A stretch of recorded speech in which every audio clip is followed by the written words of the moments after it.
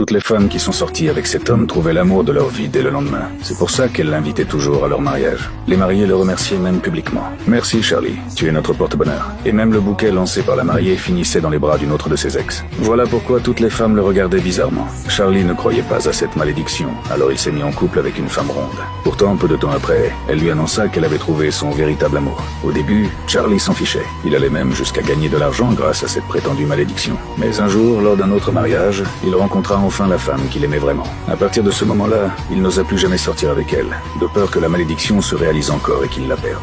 Pour éviter qu'elle change d'avis, Charlie lui prépara un énorme petit déjeuner et envoya des dizaines de fleurs sur son lieu de travail. Quand elle rentra chez elle, l'armoire était remplie de ballons en forme de cœur. Charlie alla même jusqu'à se déguiser en pingouin pour la faire rire. Mais Anna n'était plus heureuse. Elle se sentait juste mal à l'aise. Après le travail, elle aperçut une voiture décorée de neige artificielle et commença à envisager de rompre, ce qui rendit Charlie encore plus collant. Le lendemain, il arriva avec une bague pour la demander en mariage. Mais il vit Anna marcher très près d'un autre homme. Fou de jalousie, Charlie se disputa avec lui. Anna n'en pouvait plus et finit par le quitter. Dévasté et perdu, Charlie se rappela alors d'un jeu de son enfance. Les enfants faisaient tourner un bouchon de bouteille et la fille désignée devait entrer quelques minutes dans un placard avec lui. Charlie était amoureux d'une fille blonde. Mais quand il fit tourner le bouchon, celui-ci désigna une petite sorcière assise à côté de lui. La petite sorcière l'aimait bien et, une fois dans le placard, elle voulut jouer à un jeu amoureux. Mais Charlie refusa parce que la fille qu'il aimait se trouvait dehors. À ce moment-là, la porte du placard s'ouvrit. La petite sorcière transforma son amour en haine et lança une malédiction à Charlie. Toutes les filles qui sortiraient avec lui le quitteraient rapidement pour épouser leur véritable amour. Et lui ne pourrait jamais épouser la femme qu'il aime.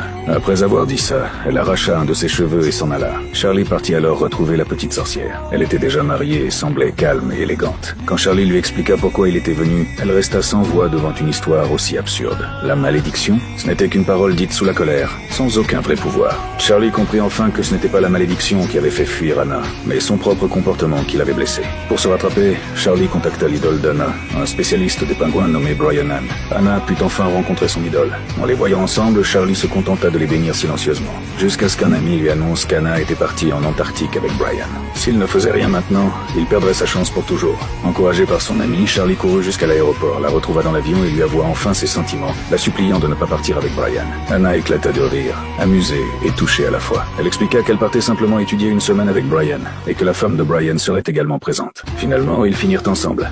Mais Charlie ignorait qu'après son départ, la petite sorcière avait sorti une boîte magique pour lever la malédiction.